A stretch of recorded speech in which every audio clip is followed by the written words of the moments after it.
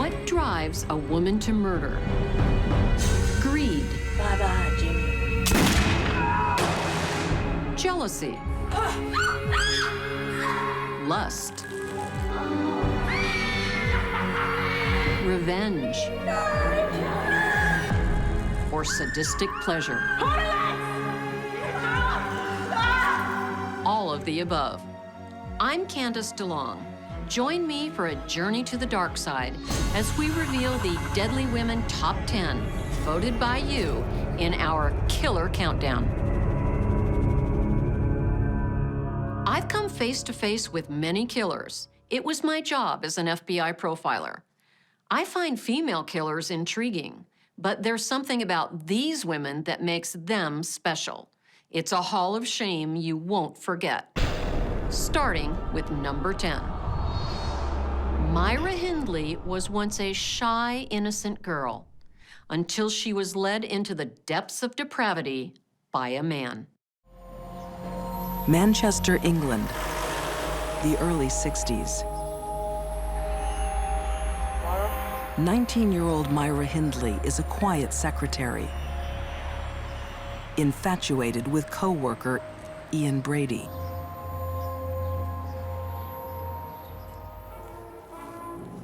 Soon, Ian Brady initiates Myra into his dark world. Brady flirts with Nazism and is a sadist. He gets sexual pleasure from the sufferings of others. She was ready to enter a sexually sadistic, sadomasochistic relationship with Brady. It didn't take much doing. He could teach her things she couldn't learn anywhere else. And she wanted to learn. Brady's deepest fantasies will give Myra the ultimate test of her love. He'd already begun fantasizing about crimes against children and fantasizing about committing the perfect murder. What he needed was someone to help him act that out, and that person was Myra Hindley. On a cool Friday night, a teenage girl heads to a local dance. Brady had decided that he wanted to kill.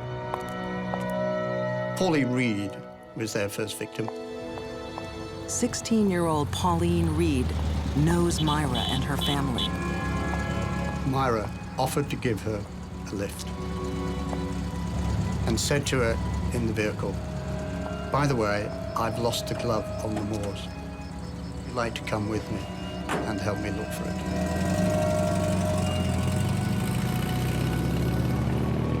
And that's how they got Pauline to the moor. Without Myra, he would never have become the mass killer that he did.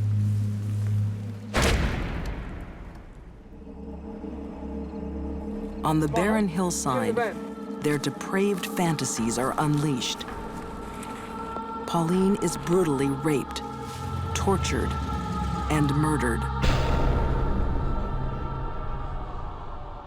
Bad parenting has a lot to answer for. Myra Hindley's father was a barroom brawler who beat her constantly. And strange as it may seem, that's exactly what she's looking for in her man. Because of the way she was raised, violence and love became fused, and Myra will do anything for love. Out on the lonely English moors, Myra has collected another victim. A young boy to satisfy her lover's sexual fantasies. 12-year-old Keith Bennett is one of 4 children Myra and Ian will bury here.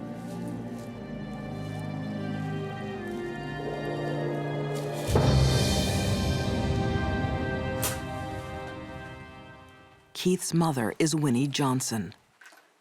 I'm a mother. It was my first lad, and I've got to find him, no matter what. Keith's body has never been found. I've had nightmares, I jump in my sleep. It's getting to me now, because I just can't get him back. Winnie will never forgive Myra Hindley. She shouldn't be on this earth. She shouldn't even be in heaven. She should be in bloody hell as far as he can send her. While Winnie Johnson holds on to her memories, Myra and Ian create their own.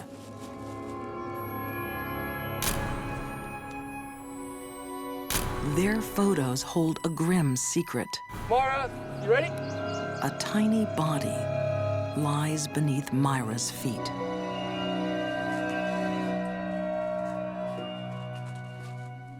That's a good one, Nettie. But photos aren't enough. The sadistic couple want to record the sounds of torture and murder. One victim is a 10-year-old girl, Leslie Ann Downey. And they took her back to Wardlebrook Avenue, where he photographed her. Shut up! You're not going anywhere! And recorded her being killed. Your mother. Stop it! You're gonna make him mad. You wanna make him mad? Dirty little bastard.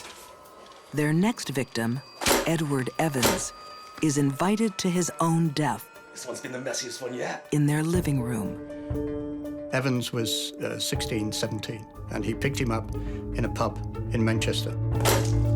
They also invite Myra's brother-in-law, Dave Smith, thinking he'll join them.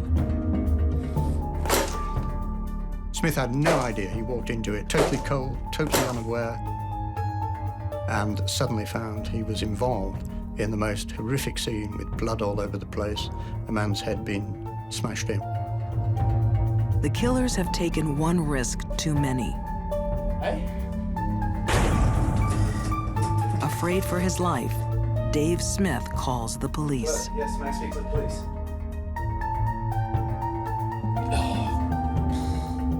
Edward Evans' body is discovered in Ian and Myra's home, along with a clue that will expose Myra and her lover as sadistic serial killers. Well done, Constable. Constable, I want everything logged. And I'm looking A for left anything luggage related to ticket other people. leads to a shocking treasure trove. Listen to this one later. They kept trophies in suitcases, which were then, after their arrest, found at Manchester Central Station. And in there, of course, was a tape recording of Leslie Ann Downey, and that proved what they'd done. Did you not hear me the first time when I said to shut your face and listen to what he says? I want to go home. The suitcase contains other gruesome souvenirs, Oh, that poor girl. gravesite photos. Now, police know where to search. For over 3 weeks, the police searched the moors. As I arrived, they had just excavated Leslie Ann Downey's body. And there were no such things as body bags in those days. I looked in and saw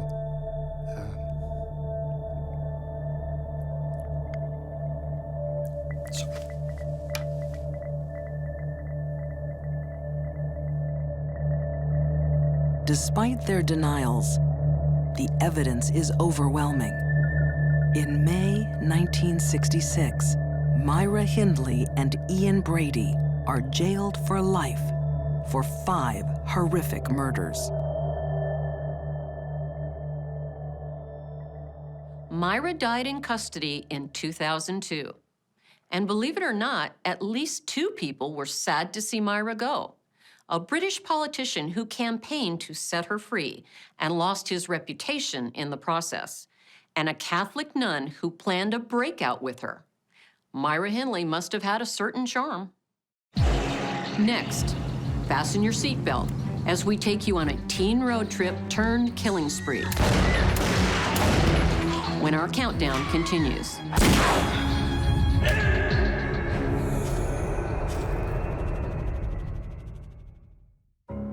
Most of us know a teenager who's out of control.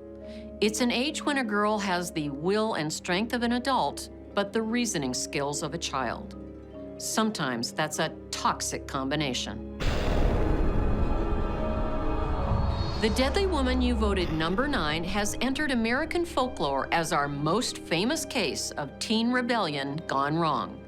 To this day, people still argue the guilt or innocence of Carol Fugate.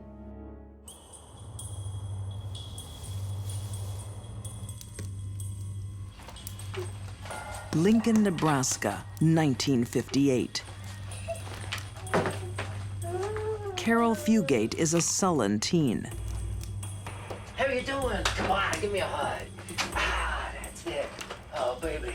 People said that she was a little snip and unevenly tempered. Go and clean your room. I want you to make your bed now, young lady. I won't say it again.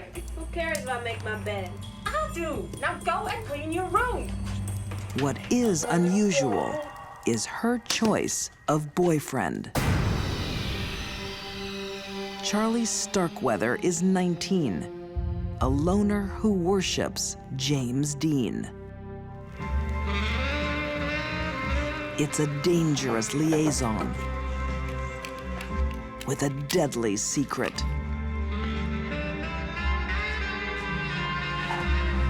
Charlie is an unstable killer. Carol's family is now in danger. The truth about what happens next depends on who you believe. Charlie got in an argument with Carol's mother, and she said, "We don't want you to ever come back here anymore." He started arguing with her, and she started slapping him around. Where is he? Where is he? Where is he? Get out of the way! Get out of my house! According to Charlie, he kills Carol's stepfather, with Carol happily at his side.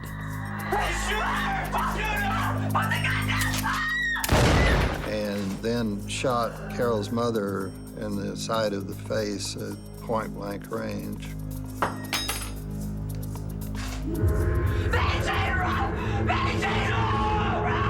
Even Carol's baby sister isn't spared.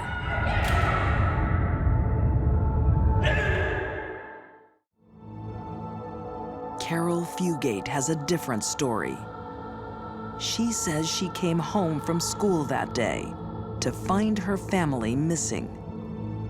Charles told her he and his gang, as he described it, had taken her parents and half-sister hostage, and that they were going to, I believe, rob a bank or something, and that her parents would be released after they accomplished this.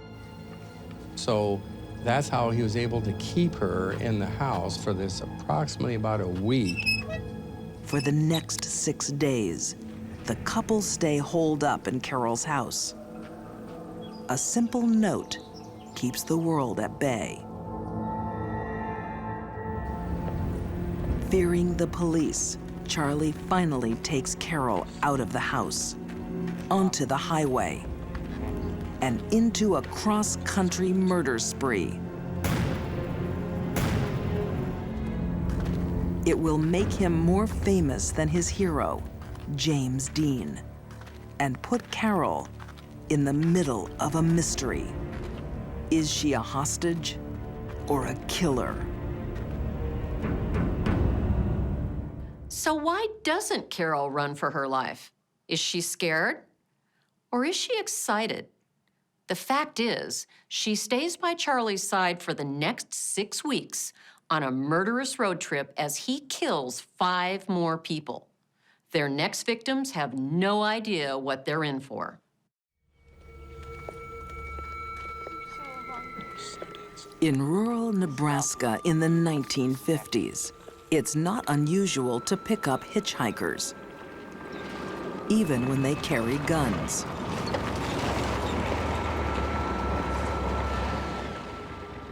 Hey, I was just wondering if we could get a lift about 5 miles down. We were just doing some hunting about a mile back, and Charlie Starkweather has just shot the owner of a nearby farm. Victim number 5.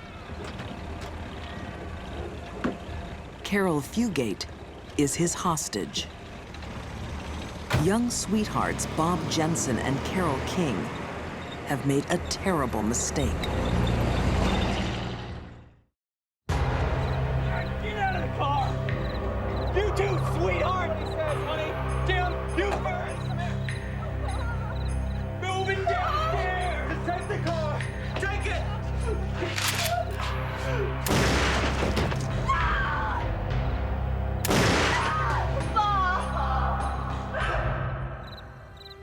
Charlie took Carol King down into the cellar, and he was down there for 15, 20 minutes, something like that. When he came back up, Carol was furious. What the hell have you been doing? Because she thought he was having sex with Carol King. You raped it, didn't you? What happens next is still in dispute. I can tell you, lad. Charlie Starkweather later swears that Carol goes into the cellar alone. He heard a gunshot from the cellar. Carol came back and told him that Carol King had tried to run, so she had to shoot her. When her body is found, it has been horribly mutilated. It was a savage attack on her female anatomy. Usually when we see that, where it is a male and female couple killing people, that's often an indicator that the female partner did that, and she did it out of jealousy. But is Carol Fugate's hand really on that knife? Is she an accomplice or a terrified hostage? Carol, 14 years old, she was with a person that she realized was a madman that she had seen was able and willing to kill somebody, literally at the drop of a hat. It's only when Charlie surrenders to police that she runs to safety. You kidnapped me. I had nothing to do with killing them people. By then, there is a trail of 11 dead behind them. Charlie Starkweather pleads guilty and is sentenced to death. He also implicates Carol. Found guilty of first-degree murder, she gets life in prison. Carol was released on parole in 1976, and she maintains her innocence to this day. She even went as far as taking a lie detector test on national TV. She passed. Was she innocent after all? Or a very good liar? For most of us, lying doesn't come easy. But for number 8 on our killer countdown, lying is as natural as waking up in the morning. Trouble is, each lie must be bigger than the last. Excited mother-to-be Lisa Montgomery is preparing for a new arrival. She begins to buy diapers. She begins to buy baby items. I made some tea. Would you like some? Oh, no thanks, Nancy. I'm fine. She tells the town, her husband, her children, everyone around her that she's pregnant. But what even her husband doesn't realize How far along are you? I'm in my 3rd trimester. is this baby won't be coming. Lisa's pregnancy is a lie. You know, when I was pregnant, I was out here. You know, She lied through her childhood, Here's my ultrasound. through her teen years, through her adult life. Okay. I didn't mean anything. And one of the lies she perpetrated most often was, I'm pregnant. Lisa would say, I'm pregnant, I'm pregnant, I'm pregnant, but the baby would never come. And then would come another lie. I miscarried. Lisa had 4 children in her first marriage, but none with new husband Kevin. all because of another big lie. It was impossible for Lisa Montgomery to have another child. I hope it's a girl. I really want a sister. Her tubes were not tied, her tubes were burned, cauterized, which is an irreversible process. Did you feel that? Yeah. Lisa Montgomery manipulated this guy to believe that she was pregnant.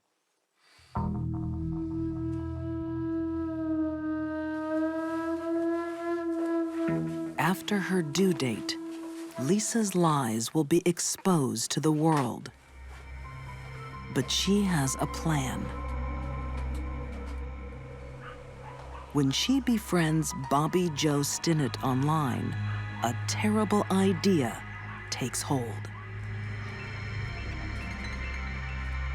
The one thing she notices about Bobby Joe is that Bobby Joe is pregnant. I think she looked at it as Bobby Joe would be in an incubator.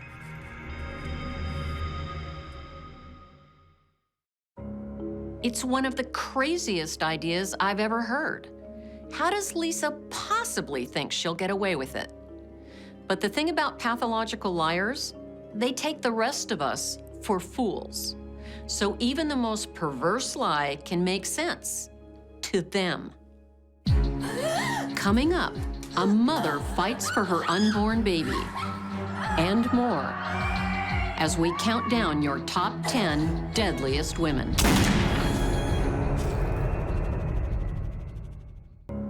Our number 8 deadly woman, Lisa Montgomery, has tangled herself in a sticky web of deception. She's told one lie too many. Now the only way to cover it up is to steal another woman's baby, before it's even born. Lisa sets up a meeting with pregnant dog breeder Bobby Joe Stinnett, but it's not a puppy Lisa wants. Bobby Joe, hi. Darlene, hi. Come on in. Wow, you look great. You're about to pop. Well, like, yeah. In Skidmore, Missouri, unsuspecting Bobby Joe Stinnett opens the door to a monster.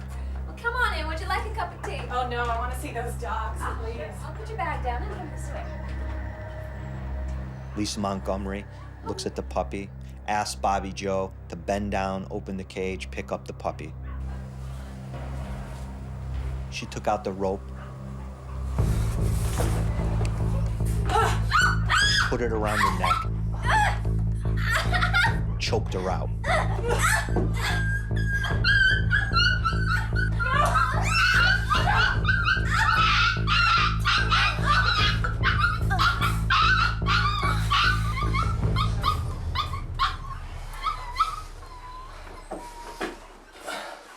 Lisa is ready to steal Bobby Joe's baby.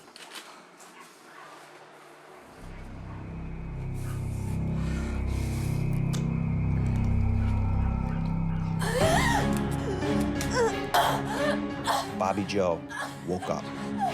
She was just knocked out. Not only is she struggling to keep herself alive, but now she's fighting for her baby. Bobby Joe dies a violent death.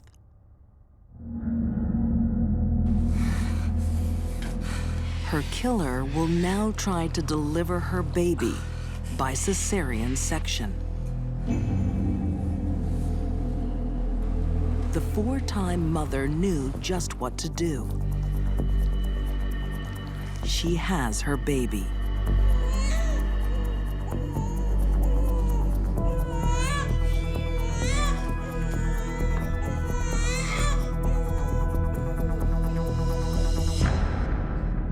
One of the first to the crime scene is Sheriff Baniszewski. There was blood all over the entire room, and it looked like her stomach had exploded. The paramedic hollered at me and said, "You need to get in here. Here is the umbilical cord. It has been cut. There's a baby. You guys need to find a baby." So the case turns very quickly from a homicide, brutal, graphic homicide, to a missing persons case.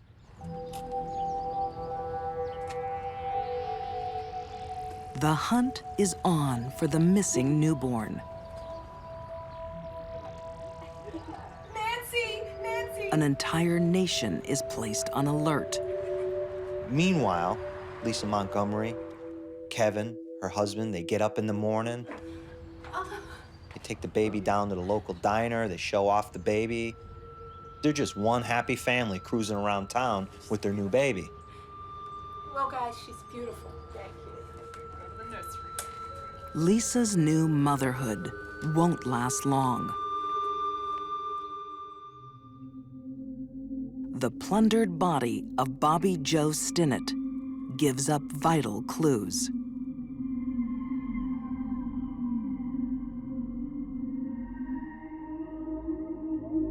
There was some hair in Bobby Joe's hand, clenched in her fist. And that hair was taken and kept for DNA evidence, which did end up being Lisa Montgomery's hair.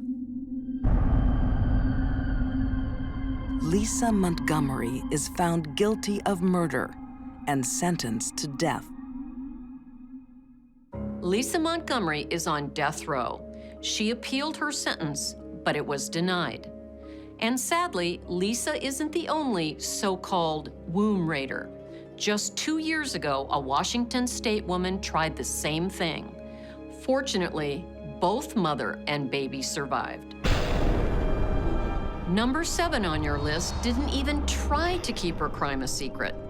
In fact, she bragged about it and took a body part for a souvenir. Christa Pike was a nasty piece of work. Knoxville, Tennessee, 1994. Get one of these. It's a job. The Job Corps provides education and training for teens trying to get their lives started. The Job Corps was designed for pretty much troubled youth. What would you like to do? Smoke weed, Joe! It was the last stop for them. 18-year-old Christa Pike lives on the Job Corps campus, where her studies are taking a back seat. She began a relationship with a boy by the name of Daryl Shipp. She believed that she really loved him and that he was the love of her life. Hey, please, please. Christa believes there is a rival for Daryl's affections. Colleen Slimmer was also a student at the Job Corps Center. And Christa took a dislike to Colleen. Christa stated that she felt Colleen was trying to take Daryl away from her, but from all other indication that I've found, that was not true. The truth doesn't matter to Christa Pike.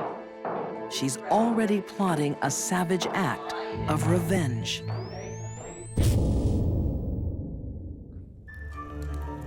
Growing up, Christa had little family stability. Hey, sweetie, look what I got. What, Mom? You want to try some? I want some. Okay, okay, you can have some. Mom was more interested in partying than raising a child. Okay, you want Then as she got to be a teenager, Mom wanted to be more of a friend than a mother. And she smoked pot with Christa. It's more than parenting or drugs that makes Christa dangerous.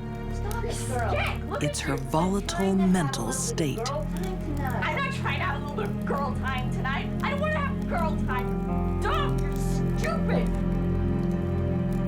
The illness sounds benign, borderline personality disorder, but it means that Christa lives in a world of extremes, a place of all or nothing, of black or white, of love or hate. Do you know Colleen? Yeah. That bitch, I hate her. Why? 'Cause she's trying to steal Darryl. I just feel mean today. You know, I could kill someone. Yes, I could. I could kill someone. You don't believe me? Christa decided that she was going to get rid of the competition, so to speak. So she thought the only way to eliminate the competition was to kill her. When we return, a twisted night of torture. Plus, 6 more of our baddest babes as voted by you.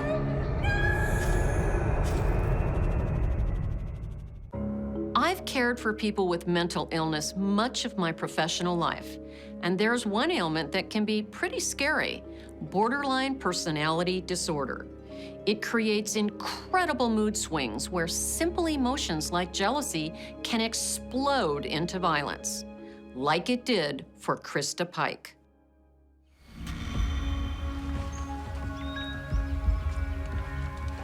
In Knoxville, Tennessee, a brutal crime scene. A teenage girl slashed, murdered, mutilated.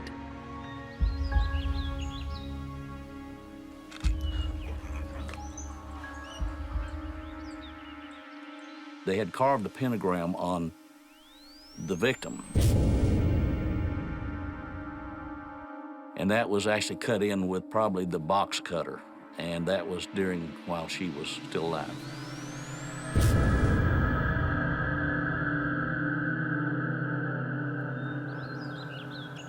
The crime scene attracts the attention of students from the nearby Job Corps campus. Among them, 18-year-old Christa Pike. Who is it? Who is it? The symbol carved into Colleen Slemmer's body is also worn around the neck of her killer. It's a sign of Christa's devotion to Satan and her lover to Darryl's ship. Satanic desires and uncontrollable jealousy will combine in one night of horror.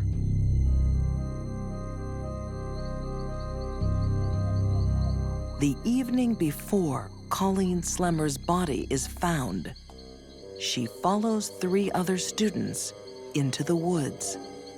I don't think Colleen had any indication that this was going to happen. Oh, what is Christa thinks Colleen is moving in on her boyfriend and wants to take revenge.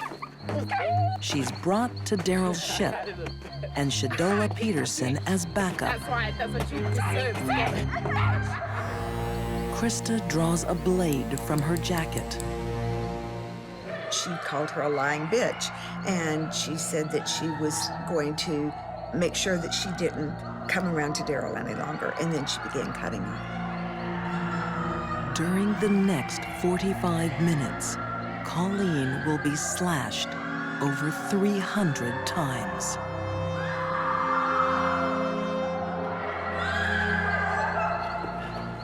To Darryl's ship is happy to join in.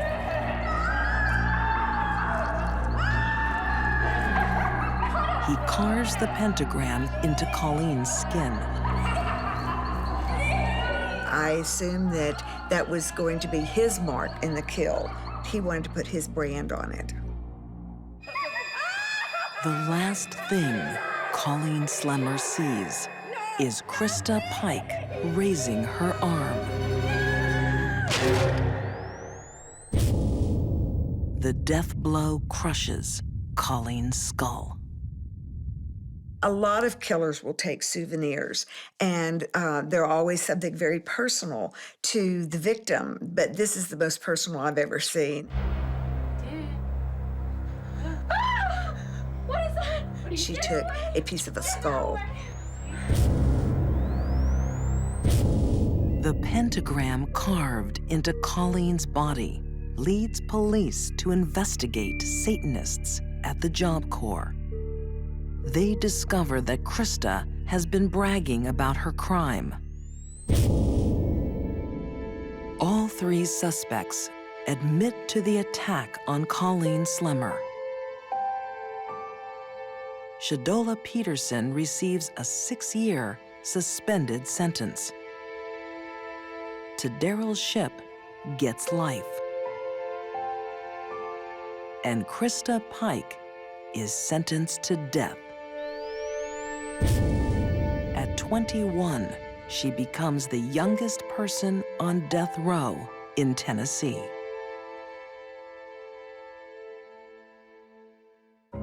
Christa Pike has been waiting on death row for close to 20 years now, and she's continued her wicked ways.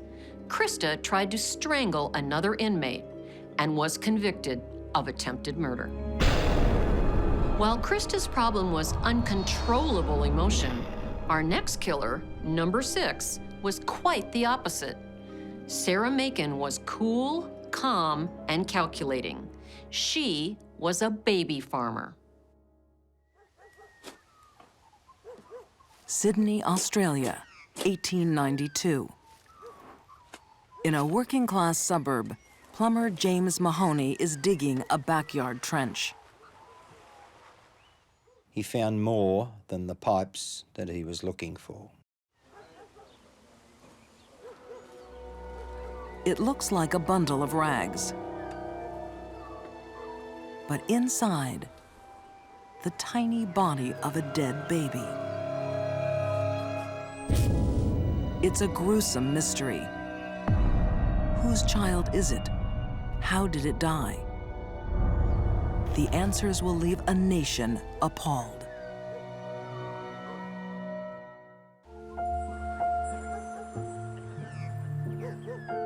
Life in the 1890s is harsh, especially for someone like 18-year-old domestic servant Amber Murray. Unmarried and pregnant, shunned by society, Amber will be forced to give up her baby. Having a child out of wedlock was frowned upon. The women who chose to go ahead with the pregnancy rather than have a risky abortion, when the bub was born, they would leave it with people they called baby farmers.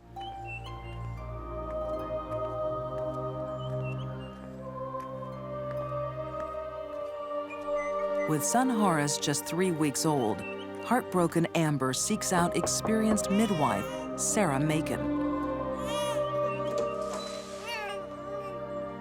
The 47-year-old has spent her whole life caring for infants.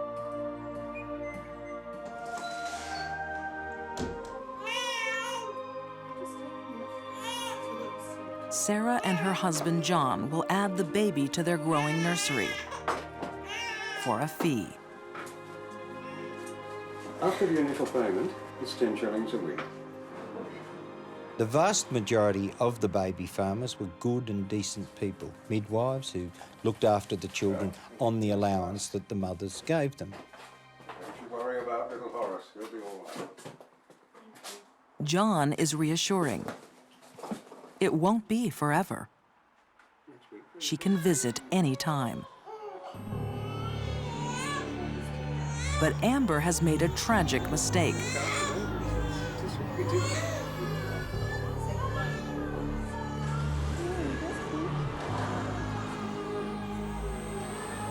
Sarah Makin is more than a midwife and mother. She's a murderer. For Sarah, it was simple math. Parental payments go much further if you don't have to spend it on the babies. She murders little Horace for an easy profit, burying him in her own backyard. And Horace isn't her first victim.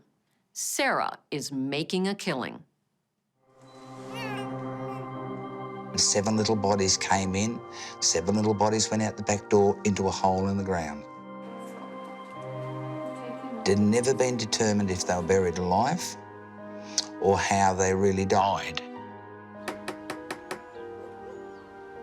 Once the babies are dead, the Makins collect more payments.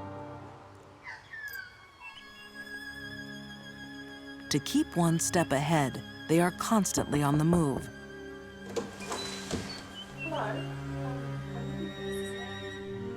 Time after time, mothers turn up to visit their children, only to be greeted by unfamiliar faces.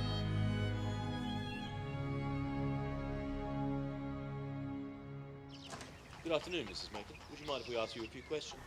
Very well. Thank you. Good afternoon, Mr. Makin. Police finally track the Makins down through tenancy records. Constable, I'm going to have a look outside. Those same records reveal they have moved 25 times in 18 years. And previously, you were living in Barham Street. My understanding is that you are baby farmers, is that The correct? police excavated in at least 3 of the backyards where the Makins had lived at various times. Have you ever had any more children under your care? They found babies ranging from fairly recent burials back to those who were only skeletons, so clearly they had been engaged in this operation for quite some time. Police may have caught Sarah Makin, but there's a problem. It was very difficult to get a conviction because the fact that you've got babies buried in your garden doesn't actually prove that you have murdered them. In the end, Sarah is betrayed by just one of her 14 victims. Amber Murray's little boy, Horace. In the case that the Makins were convicted for, the baby had been buried only 2 days after having been delivered as an apparently healthy baby, and the woman was able to identify the clothing that the baby was buried in. Sarah and John Makin are both sentenced to death. John dies on the gallows. Sarah is shown the mercy she never showed her tiny victims. Her death sentence is commuted to life behind bars.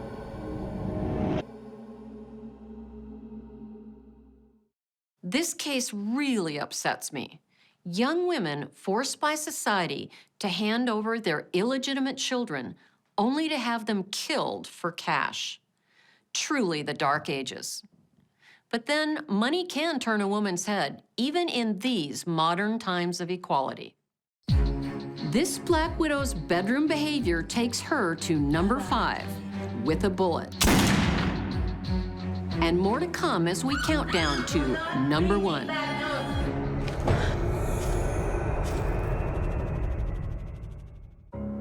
Many deadly women I've encountered have a troubled past, abusive parents, or traumas in their formative years that scar them for life. Others have no excuse. Women like our number 5, Betty Lou Beets. Betty Lou knew she could get a man to do whatever she wanted, and when that wasn't enough, she just got another one. Gun Barrel City, Texas, 1982.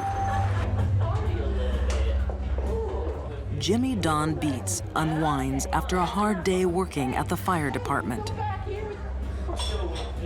Jimmy Don Beets was a wonderful man. He was loved by so many people. I'm Jimmy. Hi, Jimmy. Nice to meet you, Betty. Just an old country boy that everybody had a lot of respect for. Also at the bar, a lively waitress named Betty Lou Barker. Betty Lou takes a shine to the laid-back Texan.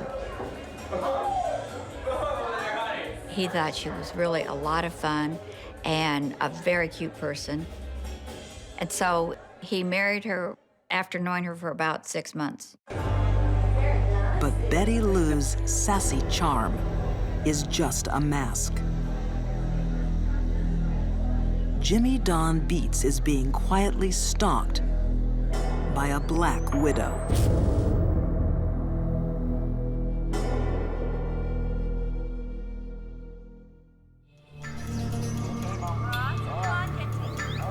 He's her 5th husband in 10 years. He had been divorced for a few months, and he was looking towards an early retirement and didn't want to be retired and alone. Early in the marriage, Betty Lou has a special request. She wants a wishing well built in the front yard. How long is this well gonna take, Jimmy? Black guy, woman. Be done when it's done. Her devoted husband is happy to help. He showed such love for her, and she was so sweet to him. That sweet nature is all a facade. Betty Lou was capable of showing people her good face, the people that mattered to her. She would smile at them, make them feel good about themselves. Who would suspect anybody that nice of murder? Make a wish. Jimmy Don Beets is in serious danger. Damn, woman. He has just dug his own grave. Statistically speaking, when women kill, it's more likely to be their partner. But Betty Lou Beets is a sociopath. She treated men like checkbooks, and they never saw her coming. Betty Lou Beets is a lady with many secrets. Her last husband, Doyle Wayne Barker, hasn't been seen for a year. Because he's buried in Betty Lou's backyard.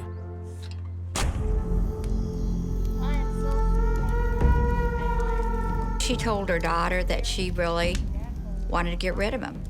And so the daughter said, well, divorce him. And she said, and then I'd lose the trailer, and winter's coming. Well, I would be out here in the cold. You know what, Shirley? I'm gonna kill Wayne. And so she tried to get her daughter to help her bury Wayne Barker. Betty's daughter, Shirley, is shocked. But her mother is a strong woman. Betty Lou will do the dirty work. Her daughter just has to help clean up.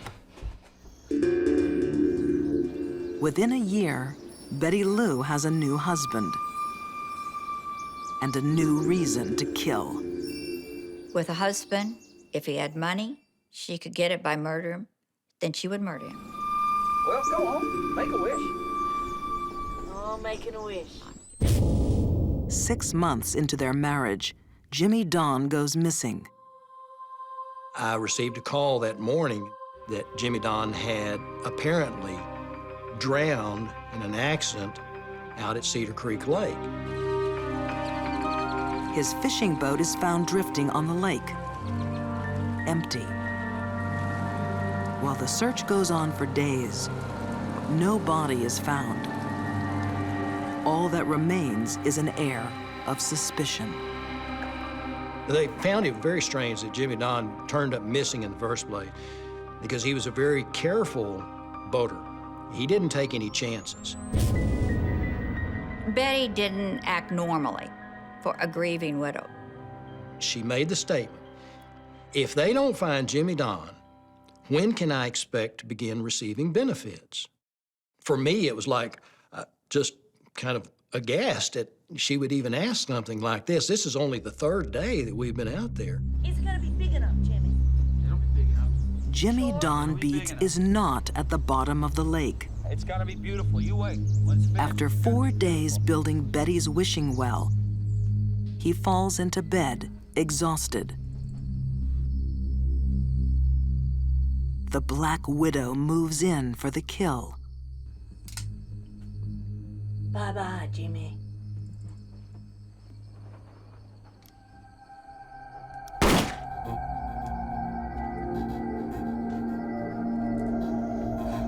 This time, Betty's son Bobby is tangled in her deadly web. Go, Bobby. She has her well, Go there, Jimmy. and now she has her wish. A husband buried beneath it. Bye-bye, Jimmy. 2 years pass. Jimmy Don's disappearance is still a mystery. Then Betty Lou finds a new man and jokes about having buried her own husband. Betty Lou's new boyfriend also has loose lips.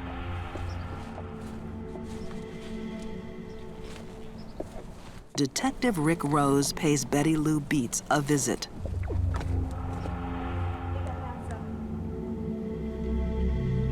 Underneath the wishing well, he finds a body. It's missing fire captain Jimmy Don Beets. Out back, another surprise.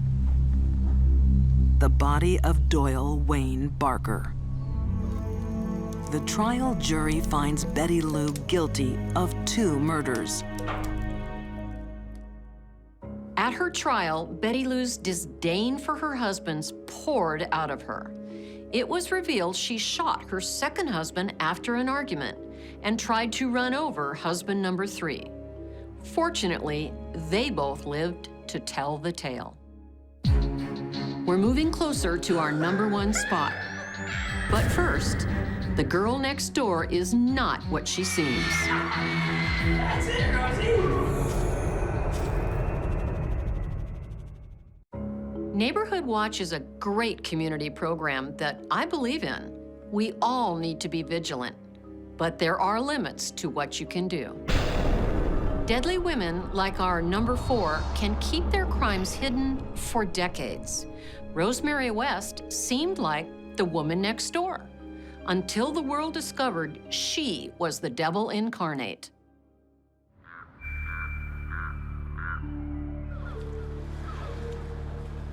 A quiet street in Gloucester, England. Behind closed doors, something wicked is taking place. The most gratuitous act of violence you can imagine. Unimaginable evil. 17-year-old Caroline Roberts is captive to a husband and wife who delight in torture.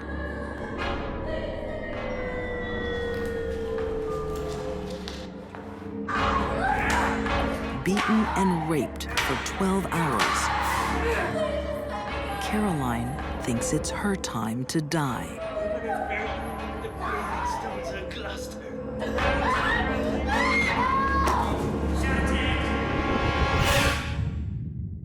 The night that they had me, it was at Rose's hand that I nearly died. She's the one that smothered me.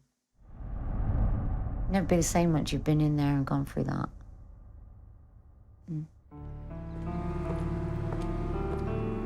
Caroline is one of the only survivors of a shocking 20-year killing spree. 12 young women raped, tortured, mutilated. Most of them buried under a house of horrors. 25 Cromwell Street, the home of Rose and Fred West.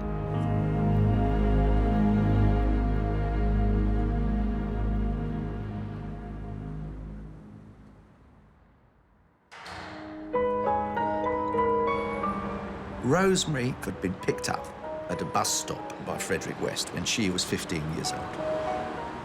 And it was as if it was a magnetic force.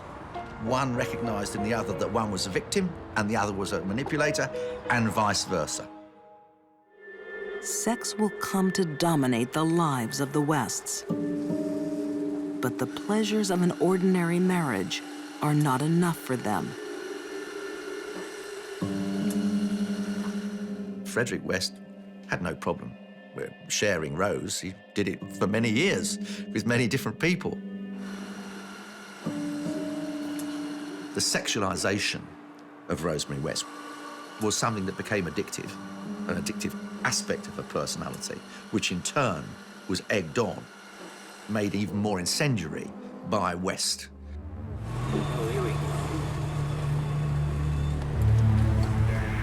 The Wests need a new sexual thrill. They comb the countryside, Who's that up ahead? hunting for hitchhikers, and find Caroline Roberts. Why don't you hop in? We'll give you a lift. No, it's no trouble. No, come on, jump in the back. All right, hop in. Caroline's split-second decision will change her life forever. 12 hours of being sexually assaulted, beaten,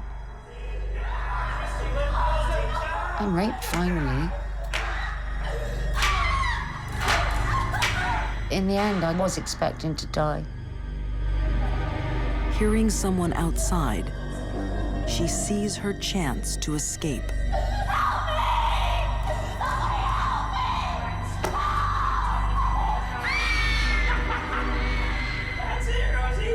I could feel myself go in, and I just thought, let me die. I was being smothered, and I just thought, let me die. But something stops the Wests from killing. Caroline is allowed to leave. I always thought that Caroline was incredibly lucky. I think the only way I would explain it to myself now is that it was the dry run, if you like. The Wests are convicted of indecent assault over the attack on Caroline Roberts. But they're only given a small fine and allowed to walk free. The next girls taken prisoner by the Wests will not be shown such mercy.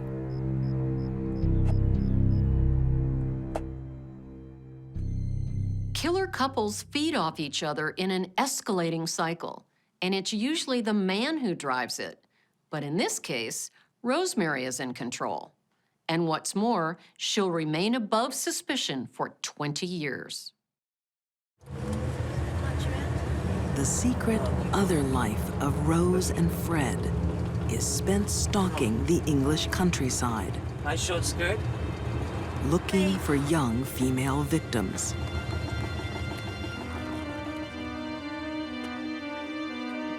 By 1978, 8 of these women will be buried under the West's house.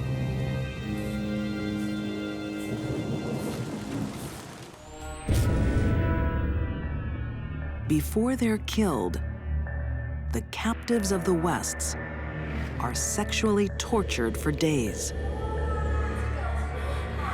Fred's sadistic desires are only eclipsed by his wife's. Rosemary West would be involved in sexual activity day in, day out, non-stop, in every sort of depraved form that you can imagine. But Frederick West would like to think he was of that ilk, but he wasn't.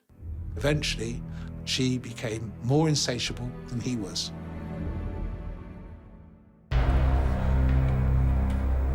Rose and Fred will even kill their own flesh and blood. It's only getting worse. I don't know what to do. 1987. Daughter Heather is caught telling some of her parents' secrets. You have had your last warning. I didn't tell anything. I can't trust you anymore. I promise I don't trust you anymore.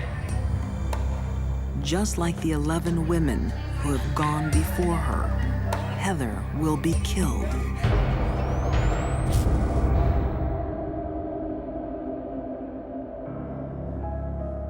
In 1994, the West children are placed with social services after allegations of sexual abuse. A chilling family secret is revealed.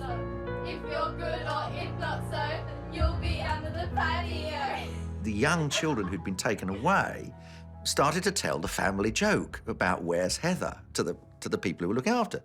Where's Heather? And, oh, well, she's in the garden. She's either 2 down or 3 across, you know, under the pavings, which were all square pavings like a crossword. When police dig at the West's house, they're sickened by what they find. Mutilated skeletons with missing bones. Where were the kneecaps? Where were the finger bones? Where were the little bits of the toes? And I've always been certain that Fred extracted them while the victims were alive to make them immobile. The Wests are arrested. Within days, Fred admits to 9 murders. Fred escapes trial by committing suicide. Accused of 10 murders, Rose pleads innocent. Luckily, the jury didn't buy it, and Rosemary West was imprisoned for life. She was only the second British woman to get a life sentence. The other was Myra Hindley, your number 10. Police pinned 12 murders on the West, but believe they might have killed as many as 30. Their house of horrors has been demolished. Next, something more wicked this way comes. Cutthroat killers and teenage rampage. I hate them all. As we move in on our deadly woman, number 1. You're gonna get In the business world, women often hit the notorious glass ceiling as they vie for position in the boys' club. Perhaps corporations can take a page from the criminal playbook, where some of the greatest gangsters of all time were, you guessed it, women. The woman you voted number 3 in our killer countdown is Griselda Blanco, Miami's cocaine queen. She didn't break the glass ceiling. Griselda shot it out. Doing business with an outlaw can have hidden costs. If you owed her money and you couldn't pay her, you didn't want to pay her, she would kill you. If she owed you money for drugs and she didn't feel like paying you, she'd have you killed. She just didn't care.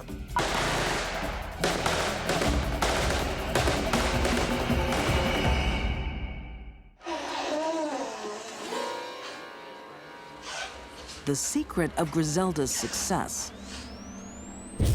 is a total disregard for human life. Over 100 people are murdered by her hand or her order. Hey, look, come here. How did you go? Okay. Don't mess with me. How did you go?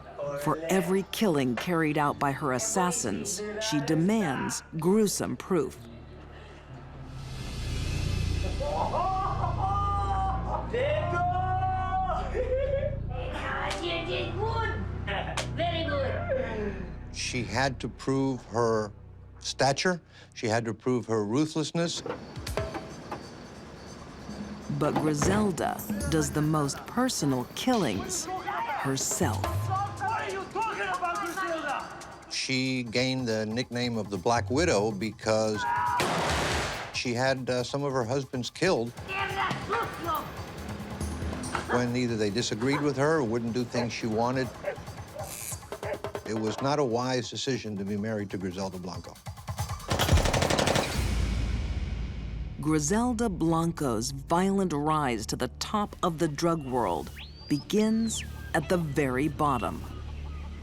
She started in Colombia. She came from a very poor family, had a very rough childhood, was prostituted over there. ¿Entendiste, señorita? ¿Le haces caso? Raised in a slum, she's treated as a commodity to be bought and sold.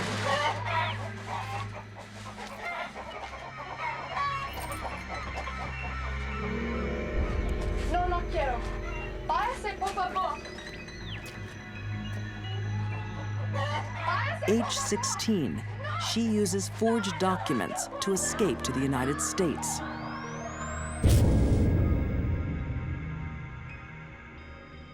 I've seen it happen again and again. The victim becomes the victimizer. In the drug world, violence is power, and Griselda was Violence Incorporated. Griselda orders murders as readily as other businesses order stationery. But one killing will shock even hardened cops. It begins when Griselda puts out a contract on one of her own hitmen, Chucho Castro. Once they determined where Chucho had been living, they surveilled the house. They saw his car leave the garage of his home one day. They decided to follow it. But the killers don't know that Chucho is not alone. They did not see the fact that in the front seat of the car next to the driver was his son.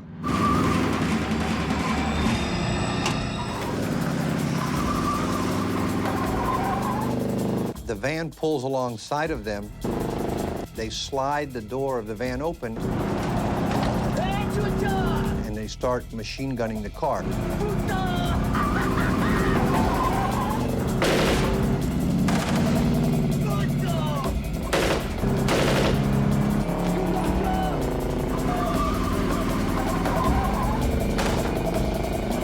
Incredibly, the bullets miss Chucho. His son, Johnny, is not so lucky. He, of course, was hit, and that's how Johnny Castro was killed.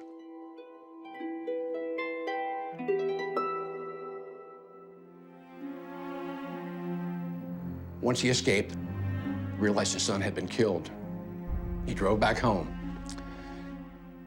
Really didn't know what to do. He couldn't call the police because he was wanted himself. Took the baby back home,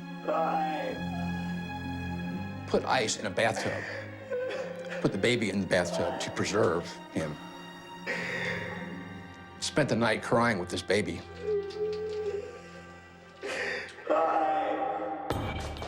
Meanwhile, the hitman Rivi fears he could pay for the mistake with his own life. Do not bring me bad news. It was very close. No close, no close. What's the matter with you? Listen to me. You're stupid. Look at the little son. It was an accident. You got the boy? See. You got the little chiquito? See. This is fantastic. Even a cold assassin like Rivi is shocked by Griselda's reaction. You shot the little boy.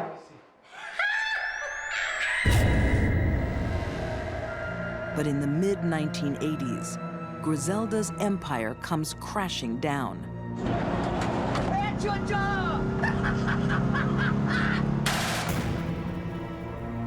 Her hitman, Rivi, is arrested and decides to testify against her. It looks like the godmother is headed for death row.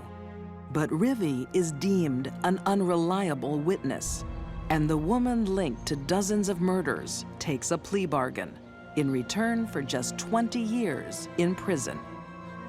There is no one that deserves to be on death row more than Griselda Blanco. The fact that our case fell apart because of witness problems, to this day, enrages me.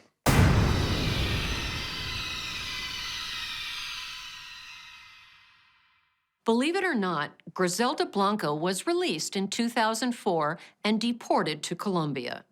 But in her dog-eat-dog world, this was no happy homecoming.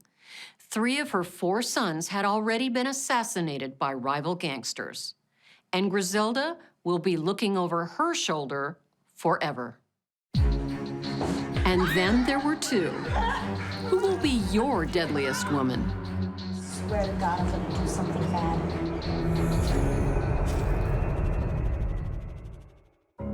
When I was young, there was John Travolta and Olivia Newton-John.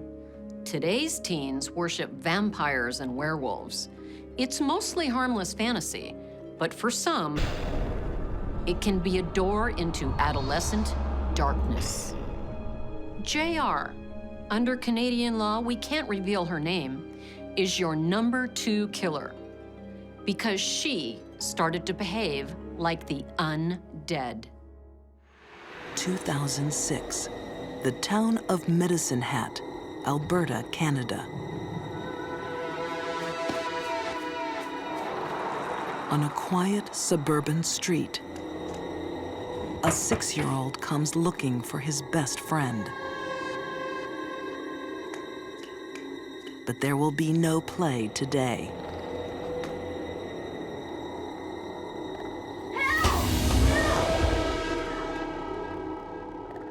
It was a bloodbath in that basement.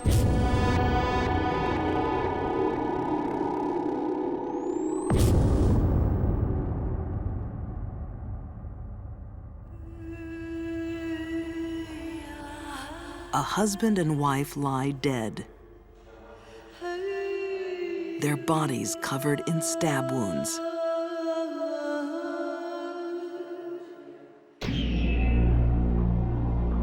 Upstairs, their son, just 8 years old, is also dead.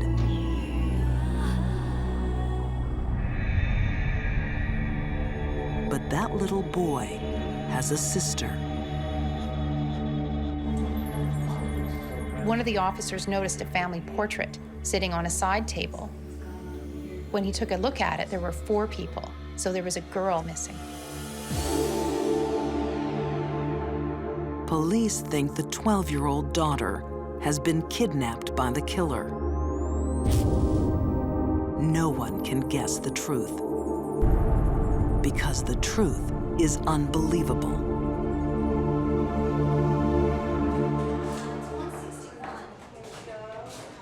Just hours after the murders, police search the missing girl's school locker.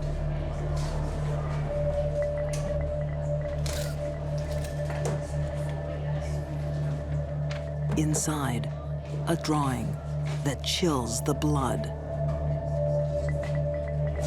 It was a stick drawing, but it was very dark, and it was basically a stick figure lighting a family on fire and running off to her boyfriend's truck.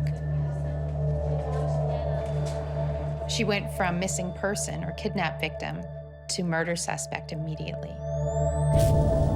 JR was a typical ordinary Catholic schoolgirl. Teachers said she was quite a diligent worker and by all accounts, just a very typical, unassuming girl. Until she discovers a dark side.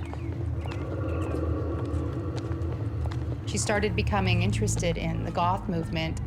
I think she was really drawn to their darkness, the artistic nature of their makeup and their dress.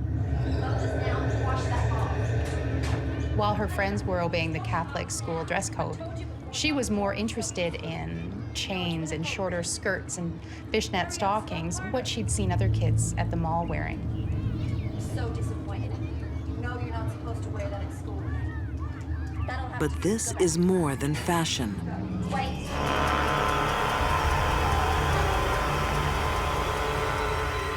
It's a match made in hell. At 23, he's nearly twice her age. Abusing drugs. Totally immersed in the macabre Gothic subculture. He even went so far as to tell his friends he believed he was a 300-year-old werewolf and that he carried a vial of blood around his neck.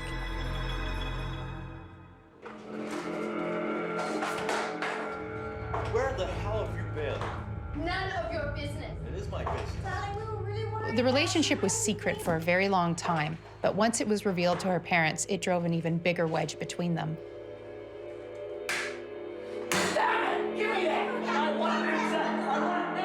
Basically, it started a war within the house. It's a war that will claim 3 innocent lives.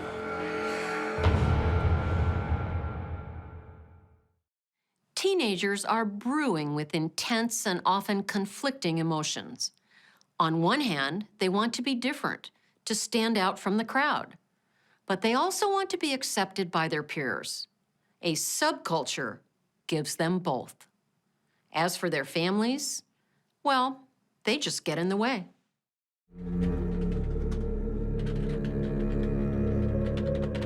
When JR's parents intervene, her affair and her anger move online.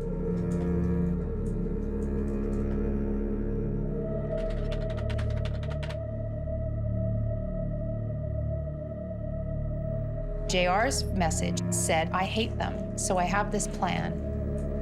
It begins with me killing them, and it ends with me living with you.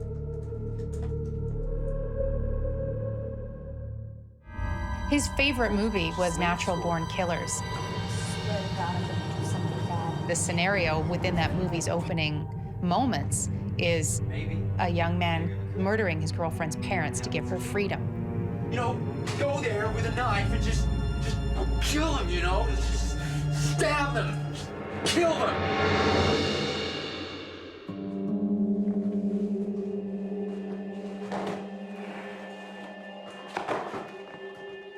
In the dead of night, JR's mother hears a noise in the basement.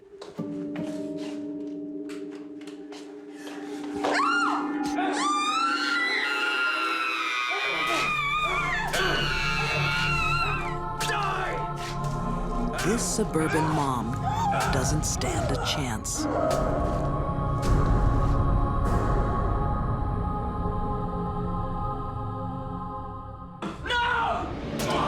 JR's father launches his own attack.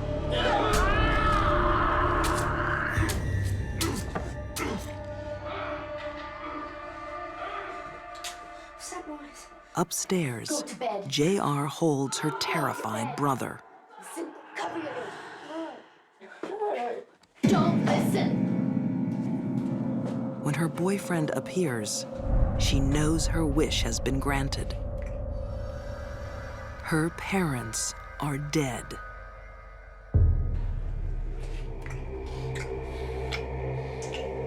They are free to be together.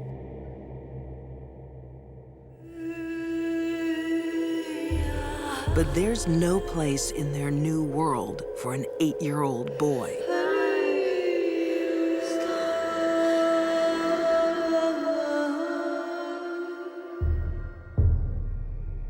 It's a crime too horrible to even imagine. He died for nothing.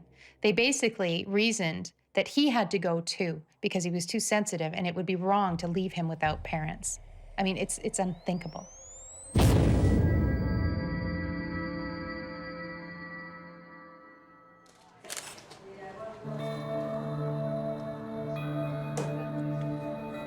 The young couple's freedom doesn't last long.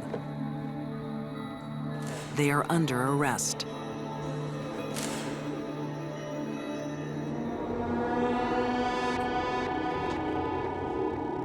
JR's boyfriend is now serving a life sentence for murder.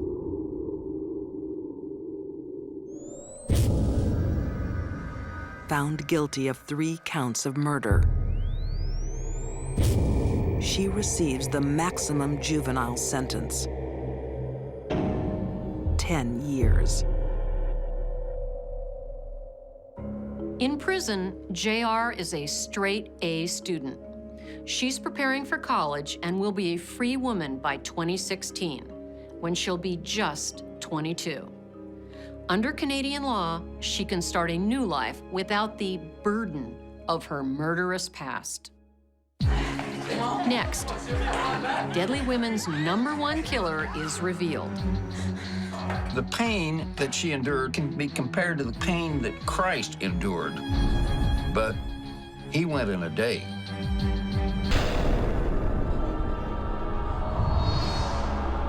Who can top the bad girls we've seen so far? This woman has a special place in our Hall of Shame because she did the unthinkable. Not just a crime against a vulnerable child, something worse. In the mid-1960s, she turned children into weapons. Gertrude Baniszewski is the Pied Piper of evil, and she's your #1 bad girl. No. Hold on! Mama? Is that you? Yes. Gertrude Baniszewski is living on the edge. This afternoon. Johnny? Hey, Ma. Where you been? I ain't been nowhere. You better behave yourself. The one-time beauty is worn down by poverty and parenthood. Gertrude was 37 years old and had this house full of kids. Where you girls going now? Just out, you know. She had some child support, which was not a lot in those days. She had 7 children in the house of her own, and there was at least that many or twice that many floating in and out of the house on an almost daily basis. One of the many visitors is 16-year-old Sylvia Likens. Do you live around here? No, they gotta stay here tonight. What do you mean they're staying They here got nowhere tonight? else to go. Pretty Sylvia and her sister, polio victim Jenny, are the daughters of carnival workers. Well, up in your room, Paula. Come on, All of this.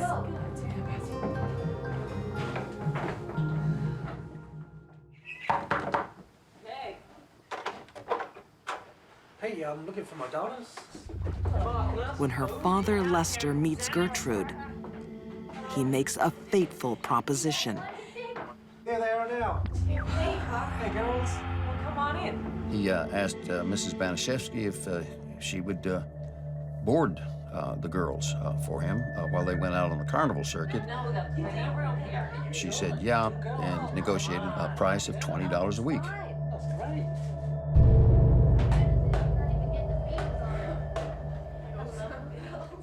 With 9 children now in her care, Gertrude is under immense pressure. It's not here. I looked after you 2 girls for nothing. Now get up here. When Lester's payment doesn't turn up, she erupts, punishing the girls for their father's failure.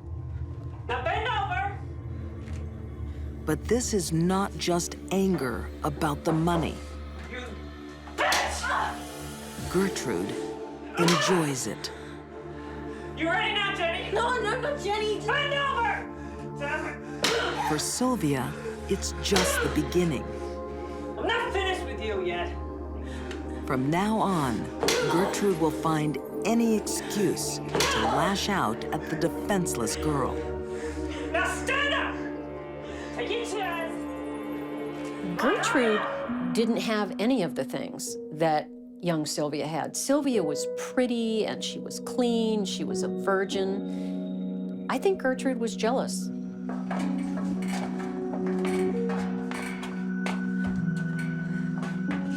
Jealous and cruel, You're a dirty little slut. Gertrude will recruit innocent You children stay down here till you learn your lesson. Shut up. in a sadistic vendetta against Sylvia Likens. The pain that she endured on a daily basis, I think, can be compared to the pain that Christ endured when he was crucified. But he went in a day.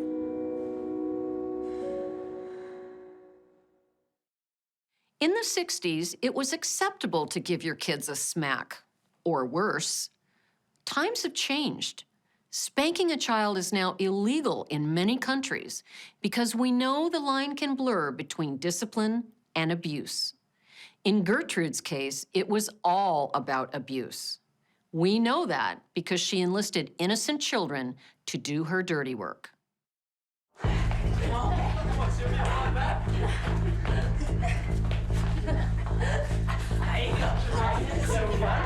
Gertrude cruelly manipulates her own children, turning them into willing torturers.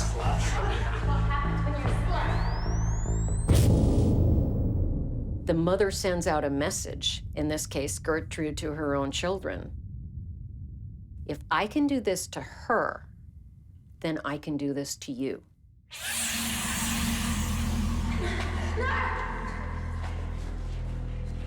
Worse is yet to come. Put it down. Tiger! Goddamn little slut! You burned my daughters. Now I'm gonna burn you. When Sylvia is accused of spreading rumors, You see this? You gonna get this? Gertrude's sadism finds new extremes.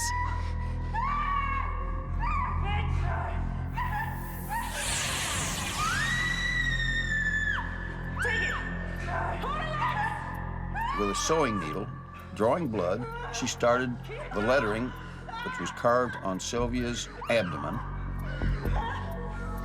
Keep still! Pin her down, Johnny! Hold her! I'm a prostitute and proud of it.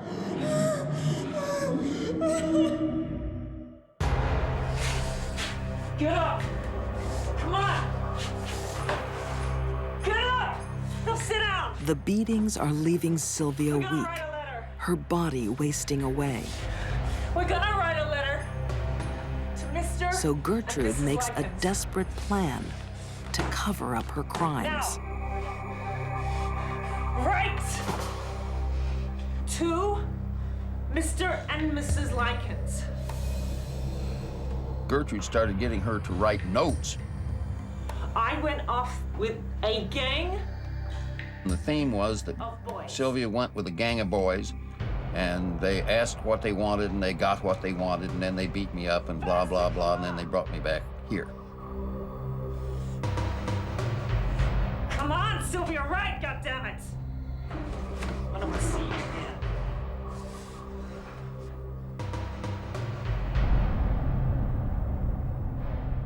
At some point, she lost the will to live. After Sylvia died, someone in that house must have decided enough is enough. The police got an anonymous tip. Indianapolis police confront horror in a house full of children.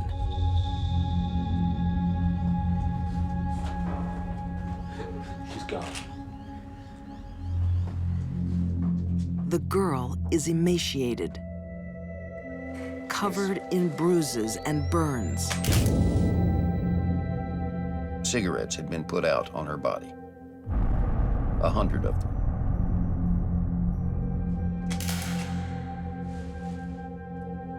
What the hell's this?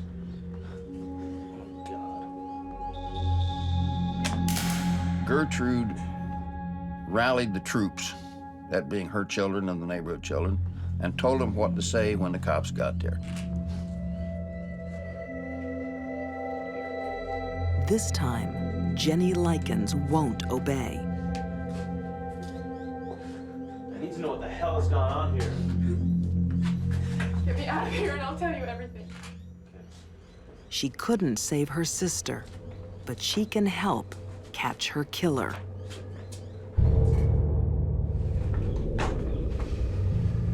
Gertrude Baniszewski is found guilty of first-degree murder and sentenced to life in prison. Did Gertrude have a mental illness like schizophrenia? Apparently not. She was tested by prison psychiatrists and found to be perfectly sane. She had no excuses. And that's our killer countdown. Till next time, stay safe.